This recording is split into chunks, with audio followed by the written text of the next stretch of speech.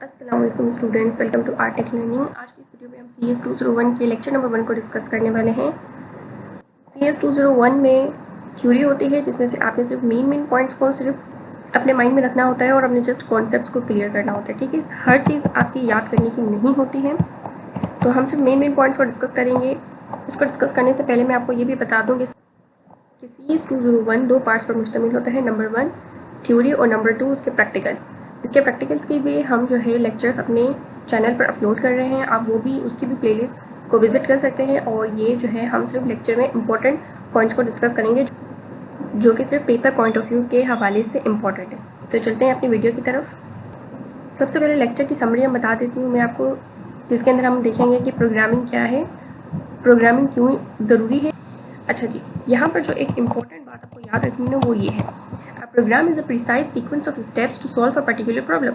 यानी कि प्रोग्राम एक ऐसी प्रॉब्लम को कहते हैं जिसके अंदर हम छोटे छोटे मल्टीपल जो स्टेप्स हैं उनको फॉलो करते हैं और उन स्टेप्स के थ्रू हम अपनी प्रॉब्लम को सॉल्व करते हैं। तो एक प्रिसाइज सीक्वेंस ऑफ स्टेप्स जो होते हैं जो हम फॉलो करते हैं अपनी प्रॉब्लम को सॉल्व करने के लिए, उसे हम कहते हैं प्रोग्राम। ठीक हो गया, आपने ये एक डेफिनेशन जो है अच्छी तरीके से देख लेनी है, रीड कर लेनी है MCQs के लिए। ठीक है, अब इसमें आपने और कुछ भी याद नहीं करना। अच्छा जी, why programming is important, programming क्यों ज़रूरी है, ये भी चीज़ आपने सिर्फ रीड करनी है, आपने कोई इसको याद नहीं करना है। आपने जिन चीज़ों पर तवज्जो देनी है ना, वो है आपके प्रोग्राम्स, वो हैं आपकी लैब प्रॉब्लम्स जो ऑलरेडी हम अपने चैनल पर अपलोड कर रहे हैं होती है। बस ये इतना इम्पोर्टेंट नहीं है। ठीक है, व्हाट स्किल्स आर नीडेड, कौन सी स्किल्स ज़रूरी होती हैं, ये चीज़ आपने अच्छे से एक मरतबा रीड कर लेनी है। इसके अंदर बताया जा रहा है पेइंग अटेंशन टू डिटेल, यानी कि आपने बिल्कुल तवज्जो से अपने प्रोग्राम को लिखना है, कोई मिस्टेक नहीं करनी, कोई एरर नहीं करना।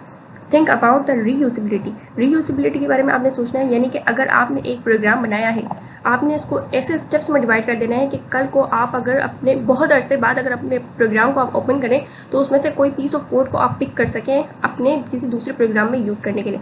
यानी कि आपने अपने प्रोग्राम को इस तरीके से बनाना है कि आप इसे अगेन भी यूज़ कर सकें। जिस तरीके से मैंने यहाँ पर एक छोटी सी लाइन्स लिखी हैं कि piece of code we could use again in future. अच्छा जी, थिंक अबाउट यूज़र इंटरफेस, यानी कि यूज़र इंटरफेस के बारे में भी हमने सोचना है। हर यूज़र के लिए जो है ना रीडेबल और इजी वे में होना चाहिए कि कोई भी इसे देखे तो उसको ईजिली अंडरस्टैंड कर सके और उसको रीड कर सके। ठीक है, उसके बाद हमारे पास आ जाता है understand the facts the computer are stupid. हमें ये बातों को भी समझना ज़रूरी है कि कंप्यूटर जो है हमारी हर बात को नहीं समझता है, हमें उसे खुद इंस्ट्रक्शंस देनी पड़ती हैं, हमने हर चीज़ कंप्यूटर पर रिलाई नहीं करनी। कमेंट द कोड लिबरली, इसका क्या मतलब है कि आपने अपने कोड को कमेंट करना है, यानी कि इन फ्यूचर अगर आपने जब भी अपने कोड को ओपन किया है तो आपको समझ आना चाहिए, अगर आप कोई भी पीस ऑफ लाइन्स कोड लिख रहे हैं तो आप अपनी कोड में कमेंट भी करेंगे। कमेंट किस तरीके से करते हैं, सी लैंग्वेज में हम 2 स्लैश इस तरीके से लगाते हैं, तो ये हमारी लाइन ऑफ कोड जो है कमेंट हो जाती है और वो हमारे प्रोग्राम का पार्ट नहीं होती, वो सिर्फ हमारे अंडरस्टैंडिंग के लिए होती है। तो हमने अपने प्रोग्राम के अंदर चीज़ों को, जो चीज़ें हमें ऐसा लग रहा है कि इन फ्यूचर हमें अगर पता नहीं होगी या हम भूल जाएंगे, तो उन चीज़ों को हम कमेंट कर देते हैं ताकि हम इन फ्यूचर जब भी हम अपने प्रोग्राम को रीड करें तो ताकि हमें समझ आ जाए कि उस टाइम हमने क्या किया था। ठीक है, तो इन आपने 5 बातों का ख्याल रखना है प्रोग्रामिंग करते वक्त। चलिए जब नेक्स्ट पर चलते हैं, तो कुछ भी इम्पोर्टेंट नहीं है इसमें से।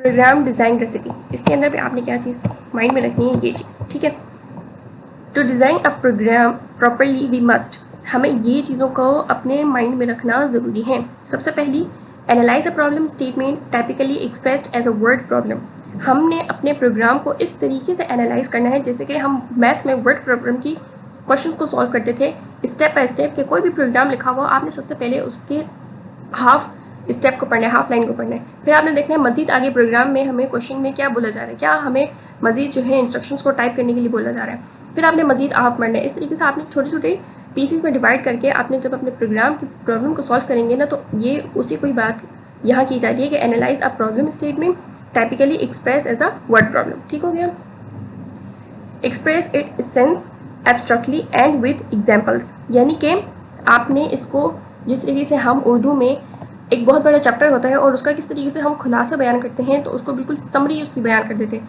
तो इस तरीके से हमने करना है। अगर एक प्रोग्राम बहुत बड़ा भी है तो हमने उसकी लाइन्स ऑफ कोड को बहुत ज़्यादा लेंथी नहीं करना है और उसको जितना शॉर्ट हो सके उतना हमने उसको बयान करना है।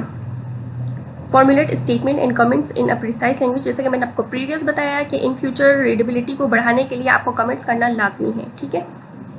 Evaluate and revise the activities in light of checks and test, यानी कि जब आपने प्रोग्राम को बना लेना है ना, तो आपने चेक भी करना है कि आपने इसमें कोई मिस्टेक तो नहीं कर दी, कोई स्पेलिंग मिस्टेक। जैसे कि फॉर एग्जांपल सी एक केस सेंसिटिव लैंग्वेज है जिसके अंदर हमें कैपिटल लेटर और स्मॉल लेटर दोनों ही डिफरेंट मायने रखते हैं। अगर आपने कैपिटल लेटर से कोई अल्फ़ाबेट कोई मतलब वेरिएबल क्रिएट किया है तो वो एक अलग कंसिडर होगा, और अगर आपने स्मॉल से कोई अलग वेरिएबल क्रिएट किया है तो वो एक अलग तरीके से बिल्कुल ही सी लैंग्वेज का कंपाइलर उसको जो है अंडरस्टैंड करेगा। तो इस वजह से हमने केस सेंसिटिविटी का ख्याल रखना है। केस सेंसिटिविटी कहते ही इसे हैं पे अटेंशन टू डिटेल, यानी कि बहुत आपने तवज्जो के साथ बनाना है, कोई भी मिस्टेक और एरर नहीं करना। पॉइंट्स टू रिमेंबर, कौन से पॉइंट्स आपको याद करने की ज़रूरत है? Don't assume on the part of the user. सबसे पहले तो आपको रिस्पॉन्सिवनेस के बारे में पता होगा कि एक प्रोग्राम जब हम बनाते हैं तो उसको रिस्पॉन्सिव होना बहुत ज़रूरी है। रिस्पॉन्सिव से क्या है, जैसे कि हम कोई वेबसाइट बनाते हैं तो हम उसके रिस्पॉन्सिवनेस पर भी वर्क करते हैं कि वो वेबसाइट मोबाइल पर भी ओपन हो, डेस्कटॉप पर भी ओपन हो, टीवी स्क्रीन पर भी ओपन हो और टैबलेट स्क्रीन पर भी ओपन हो सही तरीके से। तो इसी तरीके से प्रोग्राम में भी यही होता है कि हमें अपने कुछ इस तरीके से प्रोग्राम को डिज़ाइन करना होता है कि वो हर डिवाइस पर ओपन हो जाए, ईजिली, किसी पे भी कोई भी प्रॉब्लम ना आए और हर यूज़र के लिए वो ईजी टू अंडरस्टैंड हो। अच्छा जी, user interface should be friendly. इसका क्या मतलब हो, यानी कि प्रोग्राम के अंदर हमने कोई भी मुश्किल वेरिएबल्स को डिक्लेयर नहीं करना, मुश्किल नेम नहीं रखने कि किसी को समझ ही ना आए। हमने अपने प्रोग्राम को जितना ऐसा बनाना है कि वो हर यूज़र के लिए ईजी टू अंडरस्टैंड हो, हर कोई इसे ईजिली समझ सके, उसके वेरिएबल्स को ईजी रखना है और उसके अंदर कमेंट भी करने हैं तो बहुत अच्छे तरीके से डिफाइन करना है कमेंट्स को, ठीक है। अच्छा जी, don't forget to comment the code. वही जो प्रीवियस बात हमने की यहीं कही जा रही है कि कमेंट करना नहीं भूलना। पे अटेंशन टू डिटेल, तवज्जो के साथ बनाइए program and program, not just code but the whole process of design and development. यानी कि इसको पहले हमें पूरे डिज़ाइन करना पड़ता है, फिर हमें इसे डेवलप करना पड़ता है। ये सिर्फ एक पीस ऑफ कोड जो हम डायरेक्टली नहीं लिखते, हम पहले प्रॉब्लम को देखते हैं, उसको अंडरस्टैंड करते हैं कि प्रोग्राम में हमसे पूछा क्या जा रहा है, हमसे इनपुट क्या लिया जा रहा है और हमें आउटपुट फिर ये क्या प्रोवाइड करेगा, हर चीज़ को समझना होता है। तो लेक्चर नंबर 1 के अंदर सिर्फ इतनी ही चीज़ें इंपॉर्टेंट थी। लेक्चर नंबर 2 को अब डिस्कस करेंगे। वीडियो पसंद आई हो तो वीडियो को लाइक ज़रूर कीजिएगा, चैनल को सब्सक्राइब कर दीजिएगा ताकि आपको हर आने वाली न्यू वीडियो की नोटिफिकेशन मिल जाए। Thank you so much. अल्लाह हाफिज़।